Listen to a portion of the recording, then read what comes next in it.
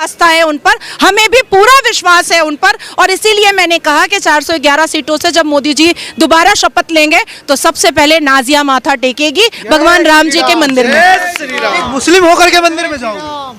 लो, कोई पहली बार थोड़े ही हो रहा है। और मुस्लिम होकर के मैं मंदिर क्यों नहीं जा सकती हूँ भाई? क्या मैं आफ्ताब की तरह बोटियां कर रही हूँ? क्या मैं नासिर खान की तरह बलात्कार कर रही हूँ? या अवैसी की तरह भारत के माहौल को भड़काऊ भाषण दे करके खराब कर रही हूँ? या लैंड माफिया खोल करके बैठी हूँ वक्फ बोर्ड की तरह? या हलाल सर्टिफिकेट की तरह जाली धंधा कर रही हूँ? या हलाला के नाम पर प्रोस्टिट्यूशन करवा रही हूँ? मैं तो ऐसा कुछ नहीं कर रही हूँ। मैं तो आस्था और विश्वास की जगह पर आ रही हूँ, एक पाक जगह पर आ रही हूँ, एक पवित्र जगह पर आ रही हूँ। मैंने क्या गलत किया? मैंने कुछ भी गलत नहीं किया। नहीं लगता मैम ऐसे बोलते हुए कहीं फतवा ना जारी हो जाए? फतवा जारी होगा तो भारत में जितने कोर्ट है उसी में चप्पल घिसवा दूंगी।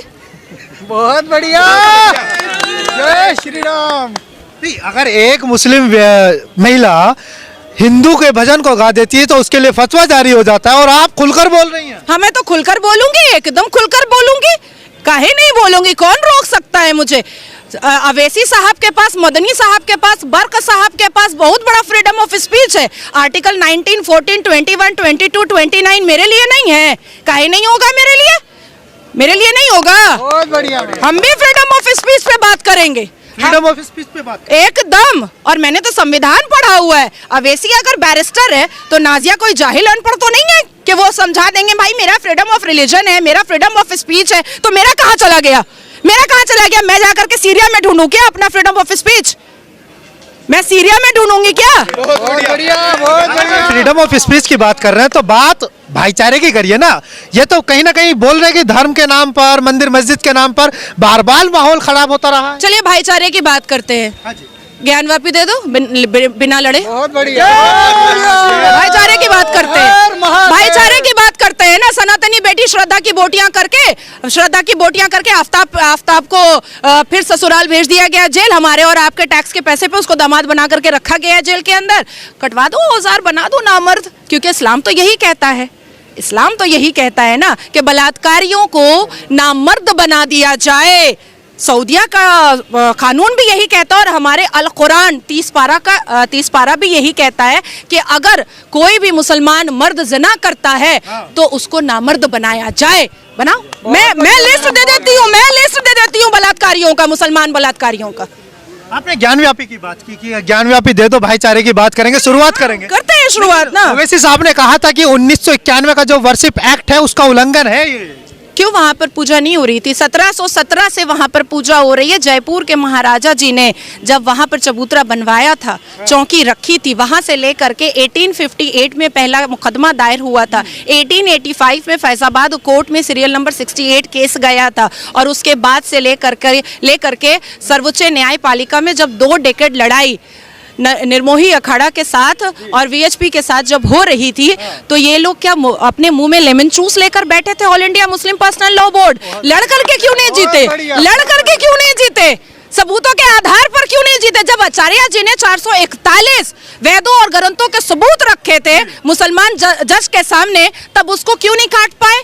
अरे भाई, लीगल भी आप जीते हैं, धार्मिक भी आप जीते हैं और इमोशनली भी आप जीते हैं। तीनों आधार पर आपकी जीत हुई है। तो अब इसमें क्या हम लोग क्या बोल सकते हैं? और अवैसी साहब जो बोल रहे हैं वो अपना टीआरपी बनाने के लिए, माहौल गर्म करने के लिए ये सब बोलते रहता है। खुद बैरिस्टर है, 5 मुसलमान भी बैरिस्टर नहीं बना पाया। 5 मुसलमान भी बैरिस्टर नहीं बना पाया।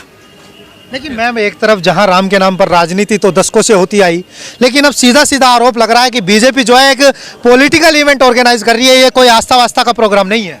तो फिर अवैसी भी नमाज बिछा करके नमाज जो है अपने सियासत के फायदे के लिए ही पढ़ता होगा, उसी के लिए पढ़ता होगा। धार्मिक अगर किसी के धर्म को हम उंगलियां उठाएंगे तो हमारे धर्म पर भी तो उंगलियां उठेंगी ना। आप लोग बहुत शरीफ आदमी लोग हो, सनातनी बहुत टॉलरेंस है, बड़ा बर्दाश्त है आप लोगों के अंदर। इसको बताया जाता है। कौन बता रहा है? आमिर खान ने कहा था ना कि इस देश में इंटॉलरेंस बढ़ गया है, डर लगता है अब। यहाँ का नमक खा करके और यहीं के थाली में लुंगी उठा करके हगने वाले को मैं एकदम वैल्यू नहीं देती हूँ, एकदम वैल्यू नहीं देती हूँ। इसलिए लाल सिंह चड्ढा का मैंने लुटिया डुबो दिया था सारे स्टेट में केस करके, सारे स्टेट में मैंने केस करवाया था कि इसको बैन करो। अच्छा मैम, एक तरफ अभी बहुत पवित्र जगह हम लोग खड़े हैं, प्रभु हनुमान जी का ये स्थान माना जाता है और बहुत प्राचीन है। जब कहा जाता है कि कण कण में राम है, व्यक्ति व्यक्ति में राम है, और राम की कोई अस्तित्व नहीं जान पाया, ना जान पाएगा, क्योंकि वो बिना आकार के होते हैं। आस्था तो यही कहती है।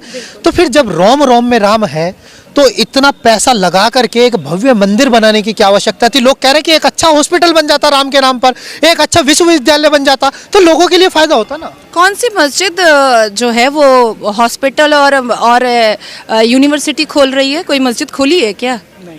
तो कहीं से तो शुरुआत करनी पड़ेगी ना। नहीं, सारी मंदिरें सरकार को टैक्स दे रही हैं, सारी मंदिरें यूनिवर्सिटी खोल रही है, कैंसर हॉस्पिटल खोल रही है, गुरुकुल खोल रही है। मंदिरें तो बहुत पार्टिसिपेट कर रही हैं, बहुत, और अपने अपने पैसे से पार्टिसिपेट कर रही हैं। और राहुल बाबा के अब्बा जान ने बनवा दिया क्या मंदिर? अब्बा जान या पापा? अब्बा जान, पापा ने। अरे कश्मीरी पंडित है, मैं नहीं, ऐसे ना। उनके घर में उनके कौन है कश्मीरी पंडित? राहुल गांधी हैं? नहीं, खानदानी मुसलमान है। हाँ, देखिए अंकल जी एकदम सही कहे हैं। 1954 दत्ता तेरे को मानने वाला। सुनिए 1949 में अजमेर शरीफ गए थे नेहरू साहब जी। नेहरू मामू बनाए हैं हम लोग सबको, आप लोगों को कुछ ज्यादा ही बनाए हैं। चाचा वो है नहीं, वो मामू बनाए हैं आप लोग सबको। अजमेर शरीफ गए 1949 में, और 1950 में एक मंदिर का उद्घाटन हुआ था, वहां नहीं गए थे। 1955 में जब सऊदी अरबिया के शहजादे आ रहे थे तो सारी मंदिरों पे पर्दा ढक दिया था और ला इलाहा का बोर्ड लगा दिया था। 1966 में इंदिरा गांधी ने साधु स्लॉटर करवाया था। अब आप बताइए, अजमल खसब पे 30 करोड़ रुपया खर्चा करवाया गया था मेहमान नवाजी पर। अब आप बताइए उनको मैं अब्बा जान ना बोलूं तो और क्या बोलूं? अगर मुसलमानों से भी इतनी मोहब्बत होती ना, तो कभी भी शाबानो सायरा बानो को कलपता, रोता, तड़पता नहीं छोड़ते, कभी नहीं छोड़ते। तो वो तो कह रहे हैं कि हम भाईचारे की बात करते हैं, देश की एकता की बात करते हैं, अखंडता की बात करते हैं, और जबकि दो भाई एक दूसरे की शक्ल नहीं देख पाते हैं। मेनका गांधी और सोनिया गांधी भी एक दूसरे की शक्ल नहीं देखती है। वरुण गांधी और राहुल गांधी भी एक दूसरे की शक्ल नहीं देखते हैं। और भाईचारा, कौन सा भाईचारा भाई? निकले तो है भारत जोड़ो न्याय यात्रा पर, लोगों को न्याय दिलाने हैं। पश्चाताप यात्रा है, पश्चाताप यात्रा। क्योंकि जिनके पूर्वजों ने और बाप दादा ने, अब्बा जान ने सबसे ज्यादा अन्याय किया है, उसी की माफी के लिए यात्रा निकाल रहे हैं। और मैं और एक बात बता देती हूँ, 4000 किलोमीटर चले थे चवन्नी अठन्नी एक्ट्रेस को लेकर के, उसके बाद धीरज शाहू को लेकर के जो गड्डियों का साम्राज्य था, उसके बाद कन्हैया को लेकर के जो हिंदुस्तान तेरे टुकड़े होंगे इंशाल्लाह इंशाल्लाह का नारा लगाता था। क्या पाली है? 3 राज तेलंगाना मिला ना। और तीन राज में क्या हुआ? मुंह के बल गिरे हैं। ठीक है, अब उनको थोड़ा और यात्रा करने दीजिए। इस बार एकदम पत्ता साफ, कांग्रेस मुक्त भारत हो जाएगा। कांग्रेस